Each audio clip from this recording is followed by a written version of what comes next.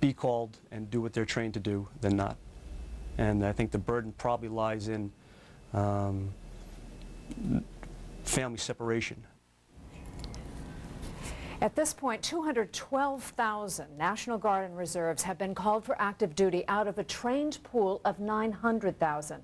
As many as a half of these come from small businesses. Lou? Small business still the biggest employer in the country. That's right. Thank you very much, Jan. Well, on Wall Street today, the Dow rose for a sixth straight session. That hasn't happened, believe it or not, for 2.5 years. Christine Romans is here now with more on the rally. Christine? Lou, consumer stocks led the Dow and the S&P higher. Altria, Merck, Procter & Gamble up at least $1. The Dow is now up 10% in 6 days. The average stock up another 25 cents today. And energy relief continued. Crude slid another 6%. Software stocks kept the lid on the NASDAQ thanks to disappointing Oracle results. Disney warned that tourism has stalled. It cut its profit targets. And Barry Diller resigned from his post at Vivendi Universal to focus on his USA Interactive business. Lou? Christine, thank you very much. Last week, Bristol-Myers restated earnings, didn't it? It sure did. 4 years of earnings, and now it's restating 2 more years. Shareholders have lost 60%, Lou, in 3 years. Criticism of management running deep there. CEO Peter Dolan has not given up his $1 million-plus performance bonus for 2001. That's a year that saw $1.4 billion in accounting mistakes, Lou. Well, 2 restatements in less than a year. That's quite a performance. Christine, thank you very much. A stunning new corporate corruption case today brought against HealthSouth and its CEO. FBI agents last night raided the company's Alabama headquarters. This morning, the SEC charged the company and CEO Richard Scrushy with a massive $1.4 billion accounting fraud, further alleging that Scrushy falsely certified those results last year with the SEC. The government does have a witness. Former CFO Weston Smith today agreed to plead guilty to participating in the illegal scheme. The Justice Department revealed the investigation began just 7 days ago, adding that additional criminal charges are expected. No comment from HealthSouth. Crossfire begins in just a few minutes, and we can be sure of comment from Paul Begala and Tucker Carlson. Tucker? That's the one thing you can be sure of, Lou. Thanks. Saddam Hussein has about 1 hour and 4 minutes to leave Iraq to prevent war. Doesn't look like he's going to. We'll go to CNN correspondents around the world to get parts of this fast-moving story. And then we'll speak to retired General Wesley Clark and also a retired Special Operations Officer, that would be Kelly McCann, to tell us what the troops are thinking as they prepare for battle. And then, Lou, we will have Saddam Hussein's biographer on here, a man who's written the definitive biography on the Iraqi dictator. No, it's not a mystery. I'll let you know at the end. He's a really, really bad guy. The only mystery is, and we will ask the author, will Saddam Hussein take exile? Will he take the president's advice and get the hell out of Dodge? Should be a pretty interesting interview. Paul, we look forward to it. Thank you very much, you and Tucker. Coming up next, I'll have a few thoughts about the troops who will fight that war for their country, perhaps beginning this evening. Stay with us.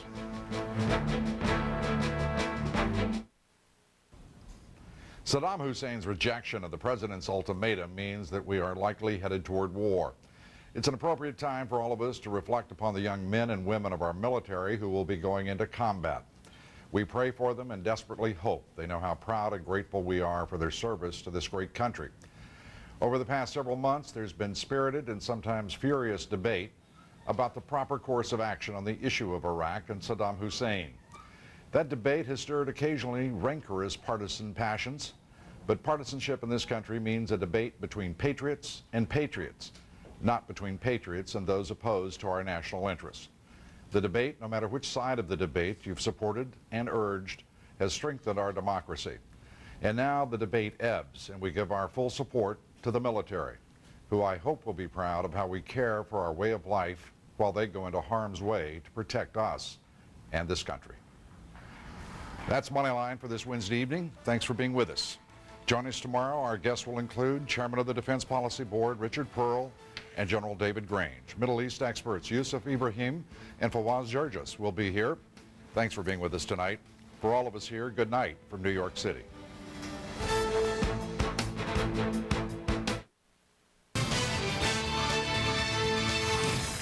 Live from the George Washington University, Paul Begala and Tucker Carlson. Welcome to a special countdown edition of Crossfire. Saddam Hussein has precisely 59 minutes to leave Iraq to avoid war. Doesn't look like he's going to, so in addition to keeping our eyes on the clock, we'll also be spending the next hour looking at the big picture. What is the military's likely strategy? What obstacles can Iraq put in the way? And what happens once we win? A couple of retired officers who are CNN military analysts will join us. We'll also ask Saddam Hussein's biographer how the Iraqi dictator is likely to react when hundreds of thousands of American soldiers come streaming across his borders. It is a little after 3 a.m. in Baghdad. It's about 7 p.m. here in Washington, of course, and our CNN correspondents all over the world are working around the clock. As that deadline for Saddam Hussein to leave Iraq approaches, we are joined now by three of the best in the business. Wolf Blitzer, who is in Kuwait, Suzanne Malveaux, who is at the White House, and Jamie McIntyre, our senior Pentagon correspondent. Wolf, what is going on in Kuwait City right now, sir?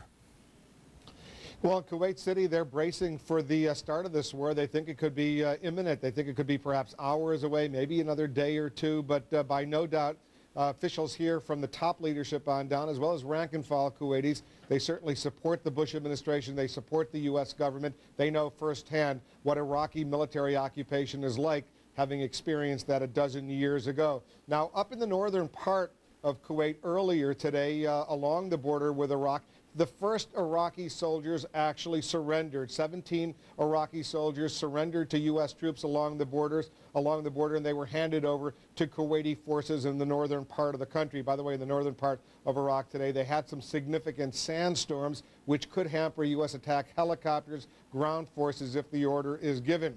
Elsewhere in the region, Turkey, the government in Turkey, the new government in Turkey, looks like it's going to give the Bush administration, the United States and its coalition partners, specifically Britain, permission to fly over Turkey, to use Turkish airspace to attack areas in Iraq. But so far, no official word on the use of Turkey as a base to launch ground strikes. And the Bush administration, Bush administration earlier saying that that $6 billion aid offer, that aid package to Turkey, no longer on the table right now. As far as what Saddam Hussein will do, the king of Bahrain, not far away from where I am right now, he made an offer, a public offer to Saddam Hussein, saying he could have safe sanctuary. He could live in exile quietly for the rest of his life in Bahrain if he decides to leave Baghdad at this late hour. No indications from the Iraqi government in the next several minutes, of course, as you say, that Saddam Hussein is going to do anything like that. But a generous offer from the king of Bahrain to see if war can be averted.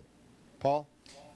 Wolf, it's Tucker. You're in Kuwait City, which I think is only about 40 miles from the Iraqi border. Give us a sense of how people in Kuwait City are reacting. Is there panic?